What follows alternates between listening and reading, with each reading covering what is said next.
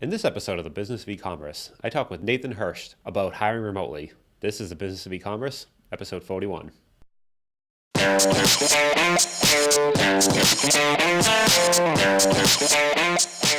Welcome to the Business of E-commerce, the show that helps e-commerce retailers start, launch, and grow the e-commerce business. I'm your host, Charles Pileski, and I'm here today with Nathan Hirsch. Nathan is the co-founder of FreeeUp. FreeeUp is a marketplace that connects businesses with pre-vetted freelancers. I've asked Nathan on the show today to talk about his strategy on hiring remote workers. So hey Nathan, how you doing today? Hey Charles, I'm doing great. How are you? Doing good. It's great to have you on the show. This is a topic I'm personally very interested in about, so I definitely have a lot of questions for you. To get us started, can you give a little background about what you do and kind of your background? Yeah, so I started off as a broke college kid. I ended up starting a multi-million-dollar Amazon business out of my college dorm room, selling baby products out of all things. And I got into it by doing a lot of trial and error, figuring out what worked and what didn't work. And when I came across the baby product industry, my business started to explode. And I had to start hiring people because I was working 20 hours a day. I was getting destroyed during busy season. My social life, my grades, everything was going down. And I had to start hiring people. And one of my first hires, just by luck, ended up being one of my best ones, my business partner, Connor, who's been working with me for over the past 8 years. So there I am, a 20-year-old entrepreneur, thinking that hiring's easy. You just post a job and someone shows up and it works out. Well, I proceeded to make bad hire after bad hire after bad hire. And I quickly realized that college kids, not very reliable, and no 30-year-old marketing expert wanted to work for me as a 20-year-old entrepreneur. So I had to branch out of my comfort zone and jump into the remote hiring world, the Upworks, the Fivers. And I got pretty good at it. I built what I called my remote VA army, and I was growing on all cylinders. I was hiring specialists from all over the world to help different parts of my business. But I always wanted a faster way. I didn't want to post a job and go through 100 people and spend hours and hours and hours to get the person that I wanted. And when I couldn't find a faster way, I built it myself. So 3 years ago, we created FreeeUp, a marketplace where we get thousands of applicants every week, vet them for skill, attitude, communication, let the top 1% in, and then make them available to people quickly. Business owners from all around the world, heavily around e-commerce, with the 24/7 customer service and a no turnover guarantee. If someone quits, we cover replacement costs. So that's a short version how I went from a broke college kid to starting 2 companies. Awesome. That's a lot to unpack there, actually. So I think the remote work thing is, yeah, like you said, there's a bunch of platforms for that now. And I've never seen the pre-vetted type thing, because as you've obviously sound like you found, hiring remote workers is a skill, but also being a remote worker, both are a skill in their own. It's not like showing up every day to a job, to a desk and sitting there. It's a whole different skill set that some people have and some people don't. So vetting them ahead of time is actually a pretty neat idea, actually. So Thank you. And yeah, I was just going to say, I mean, one thing that we realized early on is when you hire people or you hire agencies or employee or a freelancer or VA, if you're only hiring people based on skill and track record, you're going to run into a lot of issues. There are other factors like that attitude and communication that are so important to having a good relationship. all right, so let's say there's someone out there working in e-commerce, it's just themselves, or maybe themselves and a founder or two, but they're doing everything internally right now, or maybe they have someone locally kind of helping with packing, boxes, that sort of thing, but they want to look at a remote worker for some other skill, maybe customer support, maybe marketing. What would you kind of recommend people think about or look at when they're getting started? Yeah, so I always say to break it down into 3 different levels of hires. The first is basic, then you got mid, and then you got expert. So for a basic level freelancer or virtual assistant, this is when you think of outsourcing. Non-US, $5 to $10 an hour. They might have years of experience, but they're followers. They're there to follow your system, your process. And then you got the mid-level. The mid-level, they're specialists. They do the same thing 8 to 10 hours every day. They're graphic designers, they're bookkeepers, they write Amazon product listings. You're not teaching them how to be a graphic designer, although you can tweak what they do to fit your needs, but they're not consulting with you either. They're doers. And then you got the experts, the 25 and up. They can consult, they can project manage, they can execute high-level game plans.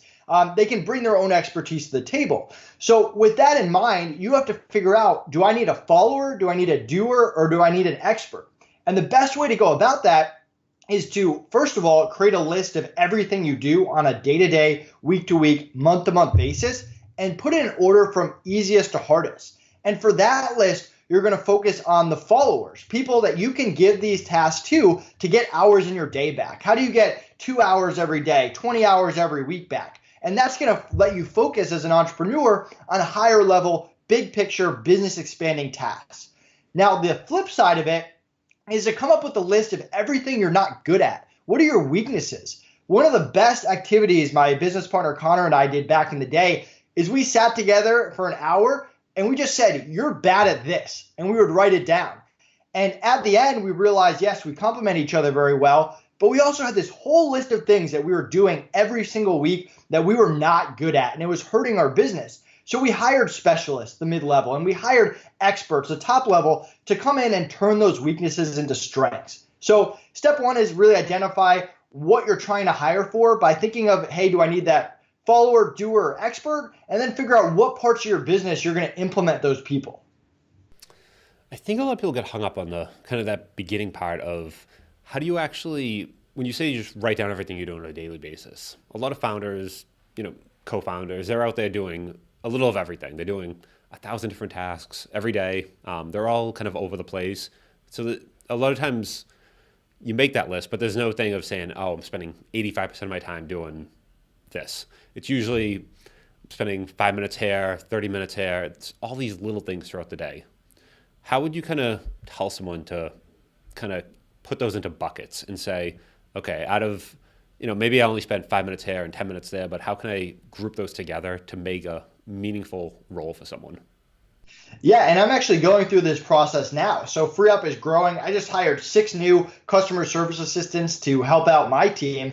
And right now we're figuring out, hey, we have a lot of little stuff that get done, and every day is different. Every week is different. Thursday's billing day. Monday, you're catching up from the weekend. So it's got a slightly different structure, similar to e-commerce where stuff goes up and down. So, and the other thing you want to avoid, which a lot of entrepreneurs do, hiring's hard. They make a few bad hires and then they finally find someone they like. So what do? They just load that person up with every single task, which is great short term, not so good long term, because if that person leaves or quits, you're starting all over. So if you do have a lot of tasks and you're spending a lot of your times, hire 2 to 3 VAs and then try to break it down into small processes. Create one new process every day, even if it's as simple as 5 bullet points. This is what you do. It gets done at 9 a.m. every morning, or it gets done every other day at noon, whatever that is, and start to systemize, start to set that structure of, hey, we have an SOP for everything. We have times that everything gets done, and little by little, you're taking stuff off your plate more and more. And don't forget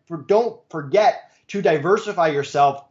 Obviously, if you're trying to get an hour or 2 of your day back, you don't have to hire 5 different people. Use common sense. But if you do have a lot of these tasks, you can break it up so that you're protected if people leave or need a day off or get sick or whatever it is.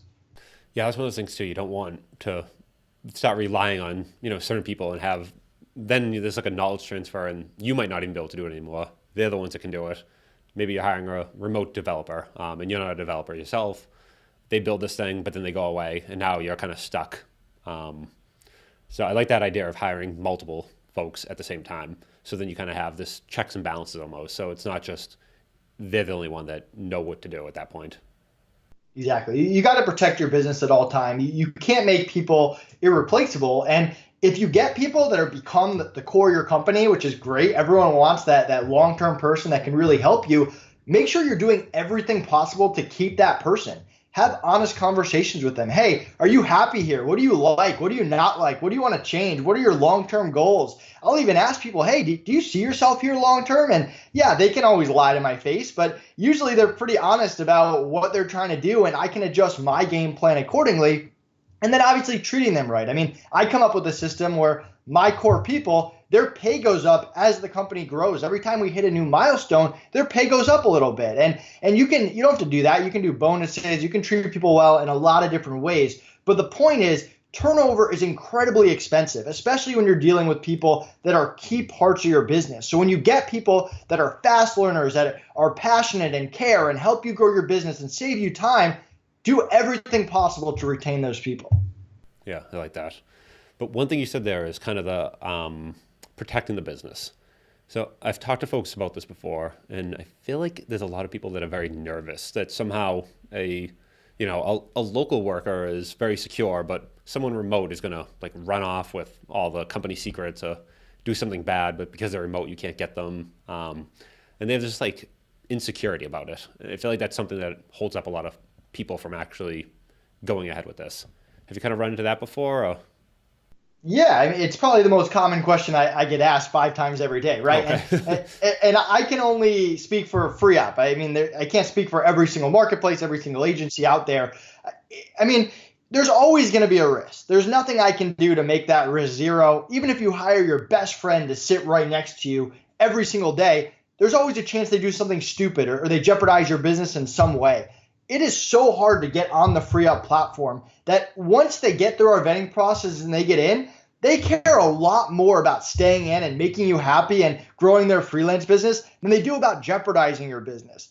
In addition to that, even before FreeeUp, I hired freelancers for 8 years and I never had a serious issue. And with FreeeUp, we bill over 14,000 hours every week and we've never had a serious issue. And I'm sure that if we bill enough hours, eventually something will happen. But my point is, it's a lot lower percentage than people think. And we've all heard the horror stories of Amazon blocking people's accounts for multiple users and someone stealing information or sharing client data. So I don't want to say there's no risk, but it is lower than people think. And the number one way that you can protect your business is to actually build relationships with these people. Treat them with respect, treat them well. I've had people that I fired, but we left on great terms because we built that relationship and they didn't want to hurt me. I didn't want to hurt them. And no LastPass, no NDA in the world is better than building that relationship.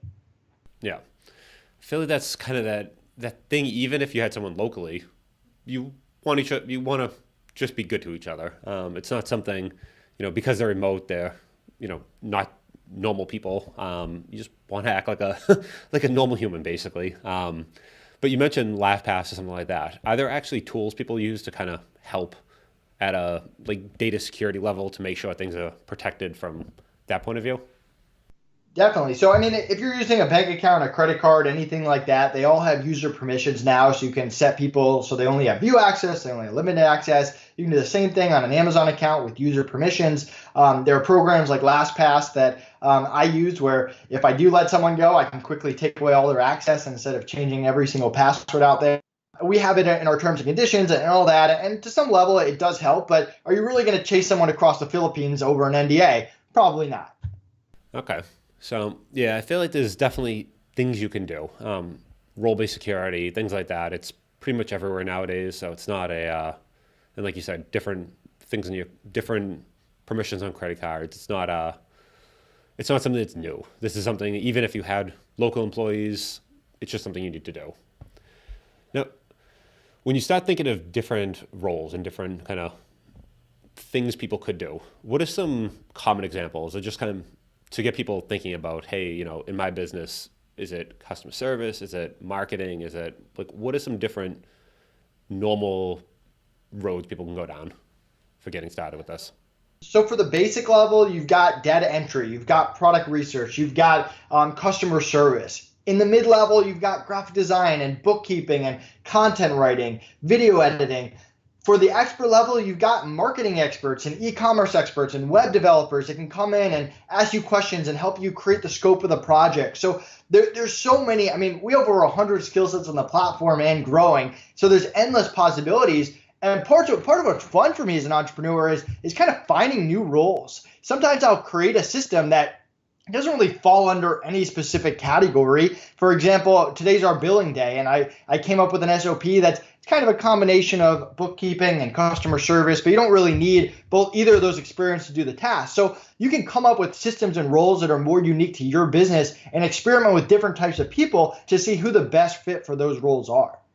I feel like some of the roles, though, you said something like data entry on one side, but something customer service on another. There's certain roles that are deep inside the company, if someone, let's say someone makes a mistake with data entry and it's a spreadsheet that you look at every week in your weekly report, your number's going to be off, and you're probably going to and you're going to be the one to catch it, and it'll delay your report by a week, but who cares? And you'll fix it, and no one will really know. But things like customer service or anything client-facing, user-facing, what do you kind of recommend for that? Because I feel like those are kind of tougher roles, that something where their action directly is seen by a user, by a client immediately. How do you kind of recommend looking into that, or vetting the folks, or where do you start there? Yeah, so this is how I built out the customer service on my Amazon business, and I use the same process for my emails. I have people that monitor my Skypes and emails 24/7, exact same process. So what I did was I created a list of, first, the type of people that contact me: clients, customers, partners, podcasts, whatever it is. And then under each one, I come up with the most common scenarios. You're not going to think of every single one, but you can get as many of them as you can think of. Returns, tracking numbers, complaints, all the things that go with that. And off of that, then you branch it down into different canned responses. Hey, here's a canned response for returns. Here's a canned response when someone asks a question about the product.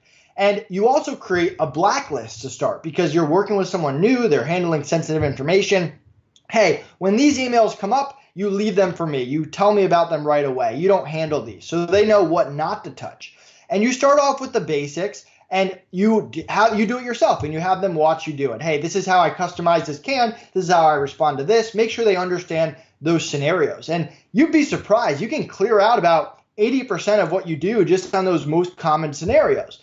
And once you get to the point where they've watched you, I have them create drafts. Don't send it. Just create the draft. I'll proof it. I'll give you feedback, and then you send it. And once I feel comfortable that they're creating the drafts correctly, then I let them do it on their own, and I monitor and I double check their work a little bit. And once I feel like they're actually comfortable, then I'll take a look at the blacklist, and I'll say, hey, you know what? Let's try giving you this. Let's try giving you this, and see where my comfort level is. And sometimes you hit a point with someone, you're like, all right, this is the most they can handle. And other times they surprise you. And then you're also going to have new situations that come up that you just don't think of, that you can create new cans for and add it to the doc. So if you follow that system, it really doesn't take that long. If you have a little patience, a week or two, you can have someone taking over your customer service, taking over your emails, being client facing. It really applies for any type of task like that. Now, are you saying use some sort of like ticketing system, or is this someone directly in your like Gmail account sort of thing? Are there like two people in there like checking emails, like flagging stuff for you? So I mostly use email. What I did now that we've gotten bigger is I added Zendesk. So people will work out of my emails, and then I have one person at the end of every day who can check everything in Zendesk and see if anything was not caught. And they'll actually post it in a Skype chat so that we can grab it, just so nothing gets missed. So I even added a system to double check the work at the end of every day. Wow. So how many minutes a day are you spending on email now that you have the system in place? So for me, it's also different. So my email is a lot of stuff. You've got client stuff, but then you also have podcasts and partnerships. Most of my time now is spent on high level stuff, things that actually grow and expand the business. So where a lot of people get bogged down in emails is when they're doing constant repetitive things that they don't have to be doing. So that's the kind of stuff that I'm not doing. Most of my email time is spent on the expansion side. Okay, I like that.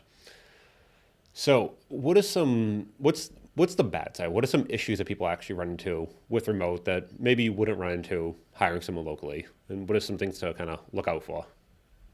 I think getting on the same page with expectations is so important when you're dealing with someone remote, because you have to remember with freelancers, they have lots of different clients, and every single client has different expectations, have different idea of what they like and what they don't like. So if you spend that extra time to say, you know what, this is how we communicate. Hey, these are my pet peeves. Hey, don't contact me after this time. Hey, these are the scope, the milestones, what we're trying to accomplish together. This is how we run meetings. Whatever it is, in writing, up front, so you're on the same page, making it as black and white as possible. That's how you avoid mistakes. Hey, this project isn't due next Tuesday. It's due next Tuesday at 2 p.m. Eastern time, because we're at different parts of the world, and next Tuesday can mean two different things to two different people. So really going out of your way to clarify and communicate. And I'll even give people a chance to back out, because I'd much rather that people tell me, you know what, your expectations are too high, I can't work with you, than for me to figure that out 2 to 3 weeks down the line. And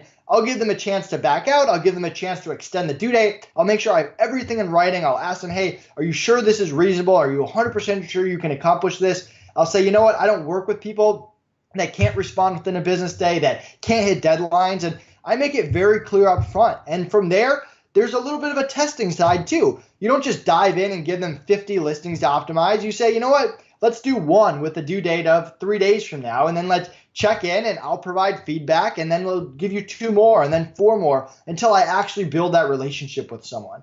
I've had clients that have come to me and they've hired a VA elsewhere, and they're like, you know what, I'm 2 months into working with this VA. It's not working out. What would you do? And my response is, I would never let it get to the point where I'm working with someone for 2 months before I realize it's not a good fit. I'm trying to figure that out in day 1, 2, 3. So I think that's the kind of tweaks that anyone listening out there can make to their hiring process is after you've actually made the hire, spend more time up front and add in that testing phase. Yep.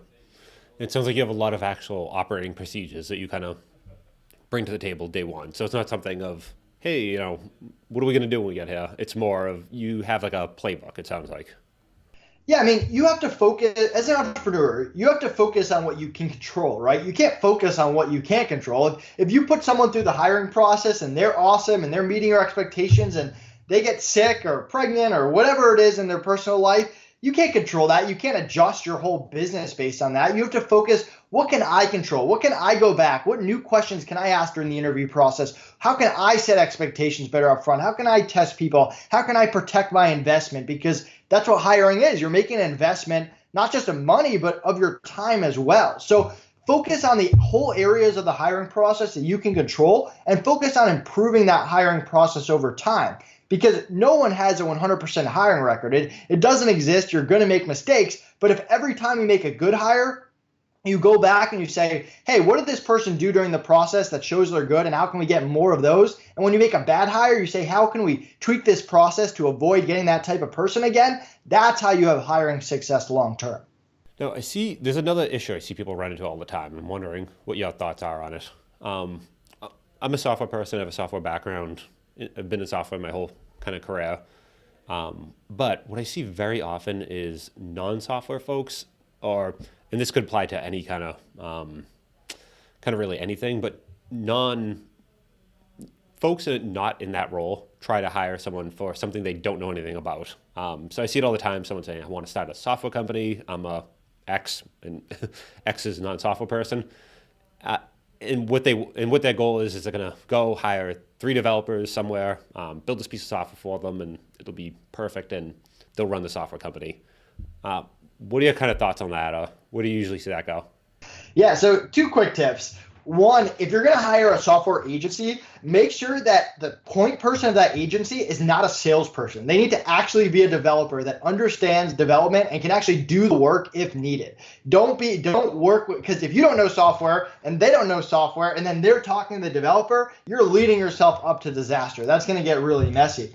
The second piece is I have an incredibly short leash when I'm dealing with developers. I understand developing is hard. I understand there's lots of factors that go in and revisions and stuff that might be common sense for me that's not for them, and vice versa. But I only want to work with developers that know what questions they have to ask in order to be able to complete stuff on time and honor their word. So getting back to that setting expectations, spend that extra time setting expectation and do that test project. And if someone can't hit a due date on the test project and can't factor in my feedback and get stuff done the way that I need, I'm very quick to move on, because just from using developers, I know, hey, if it didn't work out well in test project 1 and it didn't work out in test project 2, it's definitely not going to work out in project 7, 8, 9, 10. So really have that short leash.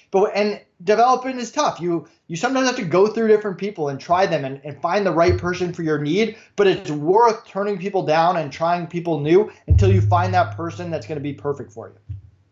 But let's say you don't know anything about the subject matter. So let's just say marketing. You've never done any marketing. You want to do blog posts. You want to hire someone to produce this content for you. How do people go about hiring for a role they know nothing about? Or is that something you recommend not doing? Or what's kind of the process there? Because you see that all the time where somebody goes and says, I hired these 3 people and, to write all these blog posts, and they came back and they weren't good. But is that something that if you knew something ahead of time about that marketing or whatever it is development you could have prevented beforehand, or is that not the case? So you definitely have to hire people for stuff you don't know about. It's the key to being an entrepreneur. You have to surround yourself with people that are smarter than you in different areas. And I can spend the next 6 months learning how to be a Facebook ad expert, and I'm a reasonably smart person. I could probably figure it out, but that's not a good use of my time, right? I need to hire someone that knows how to do it and can come in and hit the ground running. So the first side of it is, like you said, do your research, do your homework, make sure you can talk intelligently in the matter, or at least have the overall view of what's acceptable, what's not acceptable, what the white hat methods are, black hat methods, so you can have an intelligent conversation and an intelligent interview. The second side of it is referrals, using something like FreeeUp where we're vetting the people, or someone who's worked with someone you know before. That goes a long way. And the third thing is, we said focusing on skill is one part of it, and there are people that are a 3 out of 10, a 10 out of 10, a 7 out of 10. But what's important is that they're honest about what they can and cannot do, and that they're priced accordingly. So what you need to figure out is, hey, is this person, can they actually do what they say they can do? That's what you care about over anything else. So when you just vet people for skill, that becomes very hard because anyone can create a resume and might have references. But when you vet people for attitude and communication, when you look for people that are passionate about what they do, they're not just in it for the paycheck, they actually generally like it, they have a positive attitude, they don't get aggressive the second something doesn't go their way, and they have strong communication, they respond within a business day, you can get a hold of them, they can hit estimates and due dates. When you find people with good attitude and communication, those people are way more honest about what they can and cannot do. So a lot of those skill questions can get resolved just by hiring for the attitude and the communication, assuming you've done your homework and you've done the other parts of it as well. Does that make sense? Yeah, I like that. So I very rarely actually ask guests about their actual business, usually kind of just general questions. But one thing about FreeeUp that I found particularly interesting is the whole pre-vetting. I know like Upwork and a lot of the big platforms out there, there's quizzes and there's some information, but it's really kind of just, whatever happens, and it's up to you as the employer to vet them pretty much. You were saying you guys do some sort of pre-vetting. Like, what's that process actually look like? How does that work? Yeah, so if anyone's listening and they go to freeup.com, if you click top 1% at the top, you can see our full breakdown of how we vet people. I mean, it is my vetting process. It's the same process I used on my first business, that I started with nothing and I made a hire and I went back and made the process better, and another hire and I went back and made it better. So we're talking 8 years of developing this hiring process, and it's really built on that skill, attitude, and communication. For skill, we have skill tests depending on what it is. If they're a graphic designer, we look at their work. If they're an Amazon expert, we have Amazon questions. If they're a developer, we have dev tests that they take. So the skill is different. But the attitude and the communication is what I talked about before. We do one-on-one interviews. We look for people who are passionate and caring and don't get upset the second something doesn't go their way. If I hate bookkeeping and I hire a bookkeeper, they need to love bookkeeping as much as I love being an entrepreneur. Those are the type of people that we add into the network. And then the communication, we have 15 pages of communication best practices. We know how important communication is. I've had so many bad communication experiences that ruined the relationship with people that had good attitudes and they had the skill, but they couldn't communicate. So they have to get memorized and get tested on those. I wrote it myself, all based on my own experiences. So freelancers submit an application. If we approve the application, we do a one-on-one interview. If they pass that interview, then they go through the communication best practices and tests, and then they get onto the platform. Oh, so you're interviewing every single freelancer. So, well, someone there is interviewing every freelancer. My team, yes. Yeah, not you personally, I'm guessing, but I mean, personally. I used to. Oh, wow. We get about 3,000 applicants a week, so I can't do that anymore. Yeah, you'd be answering email all day long, so very cool.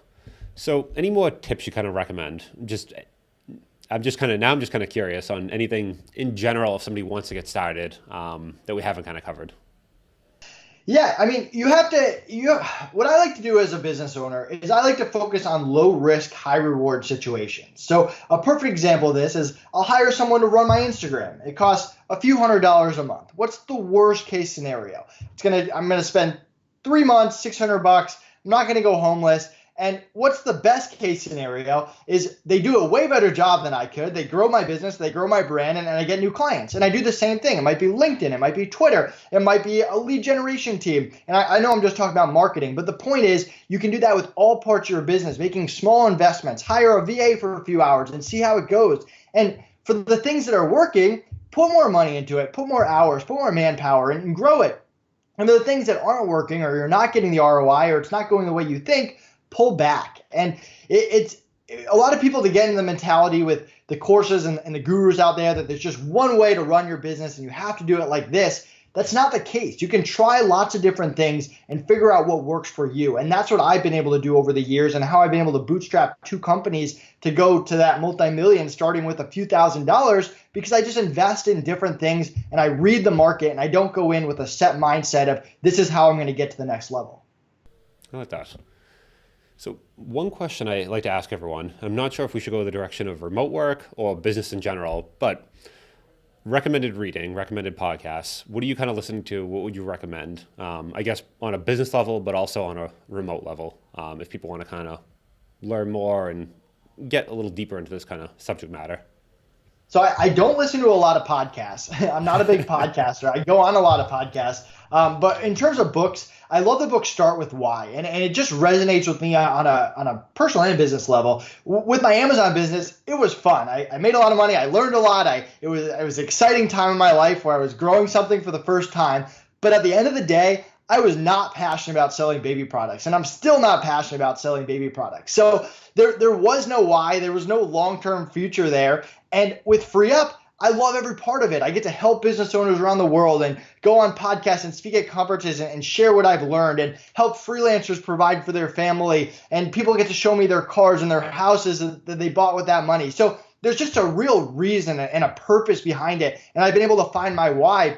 And I think as a young entrepreneur, you kind of get in the mentality that profit and money and growth is everything. And as you get a little older and a little bit more mature and you do things that year in and year out, you realize that you have to have that purpose in order to get to the next level and actually be happy with what you're doing. So if you haven't checked out that book, I strongly recommend it.